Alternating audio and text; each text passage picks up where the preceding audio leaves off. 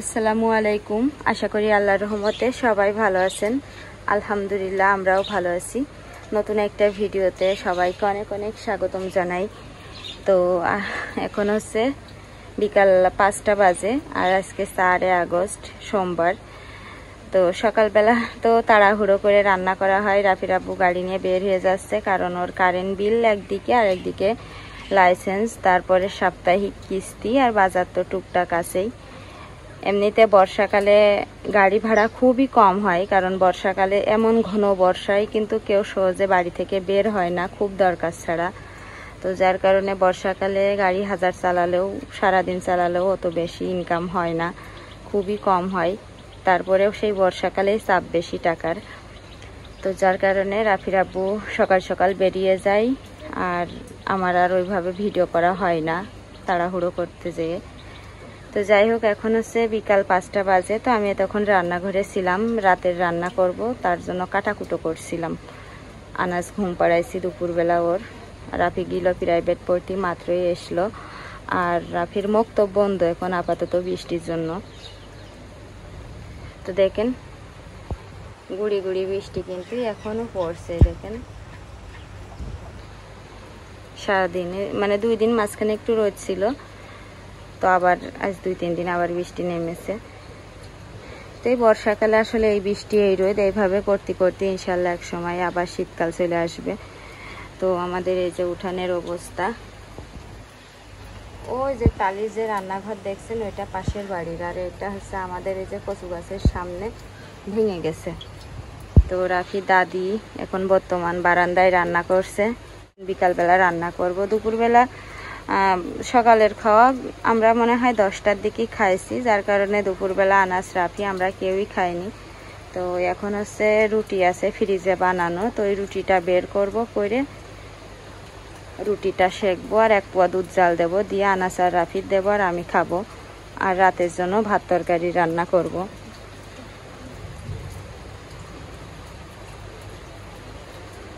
তো চলেন আপনাদেরকে দেখাই।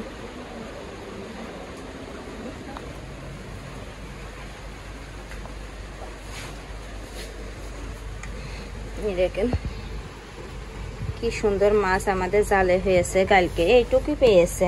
এটা এই বড়, এটা না, এটা হচ্ছে একটা ট্যাংরা মাছ, এটা হচ্ছে একটা সাতক্ষীরা তেলাপিয়া। মানে আমাদের এদিকে সাতক্ষীরা তেলাপিয়া কালো হয়, আর আমাদের এলাকার তেলাপিয়া সাদা হয়। এই কালো তেলাপিয়া মনে হয় সাতক্ষীরাতে চলে গেছে পানিতে ভেসে ভেসে। এখন তো চারপাশে পানিতে সব একদম ভেসে গেছে, ডুবা নালা দিঘি যেখানে যে পুকুর ঘাট সব ভেসে গেছে। এখানকার মাছ ওখানে, ওখানকার মাছ এখানে। তো আর এটা হচ্ছে ছোট ছোট ট্যাংরা, এটা বড় ট্যাংরা কয়টা পুঁটি। তো এইগুলা দিয়ে এই দেখেন কাঁচকলা রান্না করব। কাঁঠালের বিচি দিয়েছি কাঁচকলার ভিতরে।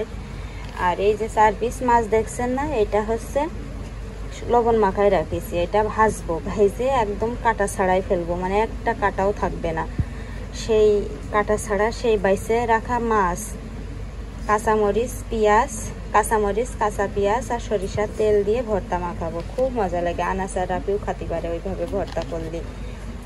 তো সেইভাবে ভর্তা করব। এটা হচ্ছে পেঁয়াজ, রসুন, জিরে আর সরিষা বেটে রাখিছি, তরকারি রান্না করব। আর এই যে দুধ জাল দিয়ে আগে ওকে 2 ভাই রুটি দেবো খাতি। আনাজ ঘুমিতে উঠলে একবারে 2 ভাইয়ের খাতি দেব। কালকে 1 পোয়া দুধ জাল দিয়েছি, নষ্ট। তো যাই হোক, এই দেখি এটা হচ্ছে আমার কাঁচামরিচের গুঁড়ো, শুকাইয়ে ব্লেন্ডার করে রাখলাম। এখন আমাদের এখানে কাঁচামরিচ 400 টাকা কেজি। এই গুঁড়োটা যে আমার কত উপকার হচ্ছে, কোনে প্রতিবারে বা 2 কেজি সেদ্ধ করিলাম, এবার ভাবছি 4-5 কেজি সেদ্ধ করে রাখবো। কারণ এই সময় কাঁচামরিচের গাছ একদম সব মরে গেছে, বর্ষাকালে মরে যায়। কাঁচামরিচের দাম তো গত বছর 1000 টাকা কেজিও হইল, এবার তো ভাগ্য ভালো 400 টাকা কেজি।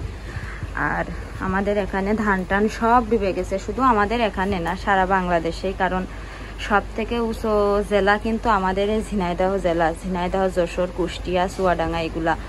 সেই সব জেলায় যদি এত পানি হয় বন্যার মতন, তাহলে তো অন্য অন্য জেলায় তো কি অবস্থা সেটা মানে খবরে যখন দেখছি যে পানিতে যেসব নদ নদী এলাকা কি অবস্থা হয়ে গেছে, একটা ধান একটা ফসল কিচ্ছু নেই মাঠে, শুধু পানি আর পানি। আমাদের এদিকেও সেই একই অবস্থা, সব ধান লাগাইছে মাত্র, আর এখন সে ধানের জমিতেই মনে করেন কোমর সমান পানি। তো রাফির আব্বু খুব বলছে যে চাল হবে এবার 120-130 টাকা কেজি, এখনই আমরা 70 টাকা কেজি চাল কিনে খাচ্ছি। তাহলে চিন্তা করেন যে ধান টান সব তলিয়ে গেছে, চাল মনে হয় এবার 100 টাকার উপরে কেজি হবে। তো আমাদের মতন যারা নিম্ন আয়ের মানুষ তাদের তো মনে করেন খুব অবস্থা খারাপ।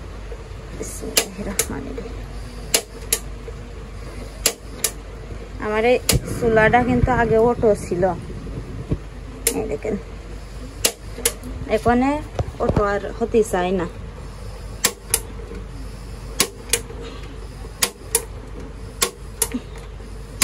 গ্যাস লাইটে ধরাতে হয়, সে গ্যাস লাইটও নেই, দেখছেন মুড়া দিলে কিন্তু জ্বলে, কিন্তু অটো চুলা এখন আর জ্বলে না। এখন অনেকবার মুড়া দিয়ে দিয়ে তারপরে জলদি জ্বলে, না হলে গ্যাস লাইটে জ্বালাতে হয়, সে গ্যাস লাইটও নেই।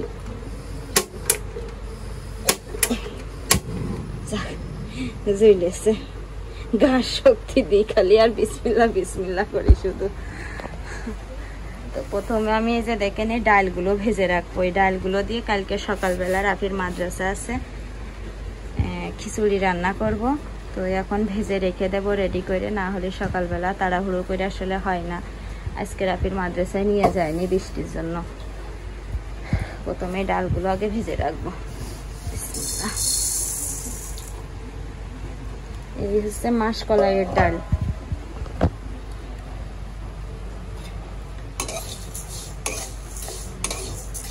এই ডাল অর্ধেক দিয়ে খিচুড়ি রান্না করব, আর অর্ধেক রেখে দেবো পরশু দিনকে ডাল রান্না করব।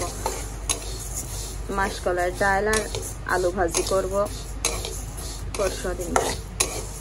তরকারিরও অনেক দাম, কোনো তরকারি 80 টাকার নিচে নেই।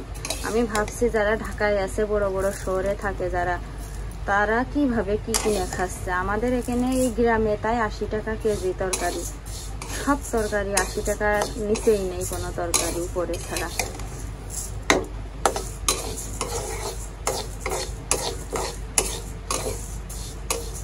তো মন খুলে অনেক বক বক করলাম। আমি ডালগুলো ভেজে নিই, মাছ ভাজবো, ডাল ভাজবো, তরকারি রান্না করব ইনশাল্লাহ। আবার একটু পরে ক্যামেরা অন করব।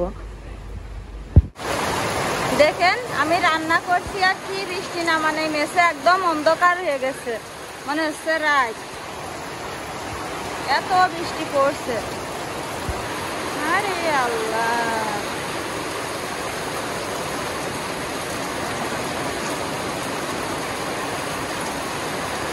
কি অবস্থা আল্লাহ।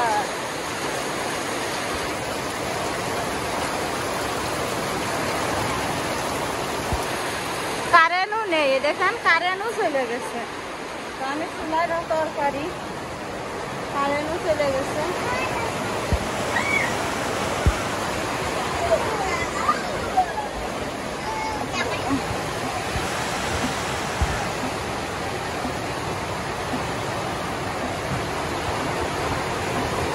রান্নাটাও হয়ে গেছে আমার। এই দেখেন রাইস কুকারে ভাত বসাইলাম, কারেন্ট নেই, কারেন্ট চলে গেছে। আর এই বৃষ্টির ভিতরে আর আসতেও না কারেন্ট। আনাস, রাফি,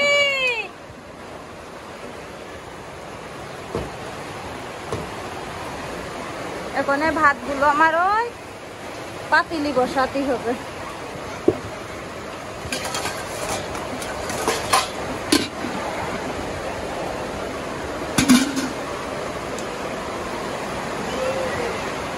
সব জায়গায় পানি পড়ছে।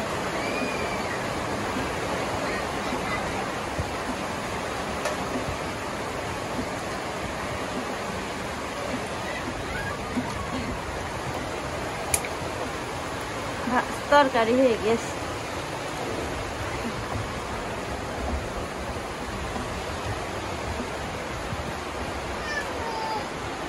রাতে এমন করছো কেন তুমি?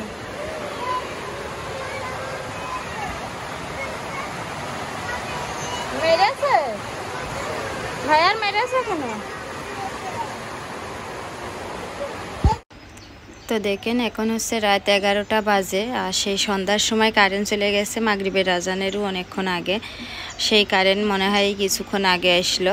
তো রাফির আব্বু হাত মুখ ধুয়ে যে ঘরে চলে এসে গাড়ি নিয়ে গেল, তো ও আসছে রাত করেই। তো যাই হোক এখন সেই যে লেস একদম সব কাটা ছাড়াইছি বসে বসে। তো যে জিনিস খাতি মজা সে জিনিস আসলে কষ্টও অনেক। তো এই যে কাঁচা মরিচ, কাঁচা পেঁয়াজ আর সরিষার তেল দিয়ে এখন দেখেন মাছটা আমি ভর্তা মাখাচ্ছি। এই মাছ ভর্তাটা যে এত ভালো পছন্দ আমার, আর এত সুন্দর লাগে। তো যাই হোক ওখানে আনাস এখনও ঘুমায়নি। ও হচ্ছে মানে যখন কারেন্ট ছিল না ওদের দুই ভাইয়ের খাওয়াইছি, রাফি ঘুমিয়ে পড়েছে, আনাস এখনও ঘুমায়নি। ওর আব্বুর জন্য অপেক্ষা করে খাবার নিয়ে আসবে, তারপরে খেয়ে ঘুমাবে। তো যাই হোক মাছ ভর্তাটা খুবই সুন্দর মাশাআল্লাহ। আপনারা যদি কেউ না খান এভাবে একদিন খেয়ে দেখবেন, আমার বিশ্বাস অনেক ভালো লাগবে আপনাদের। তো যাই হোক এখন অনেক রাত হয়ে গেছে, তো আমরা খাওয়া দাওয়া শেষ করব। আর আল্লাহর রহমতে আর কোনো কাজ নাই, খাওয়া শেষ করে ঘুমিয়ে গেলেই শেষ। মানে সকাল হলেই মনে হয় যে সকাল না হয়ে যাতে আর একটু পরে সকাল হয়তো ভালো হতো। সেই যে সকাল শুরু হয় আর কাজ ছেলেপেলে নিয়ে যুদ্ধ করতে করতে রাত 11টা 11:30 বাজলি, তখন মনে হয় যে না এখন শেষ আর কোনো কাজ নাই। তো যাই হোক সবাই ভালো থাকবেন, দেখা হবে ইনশাল্লাহ পরবর্তী ভিডিও।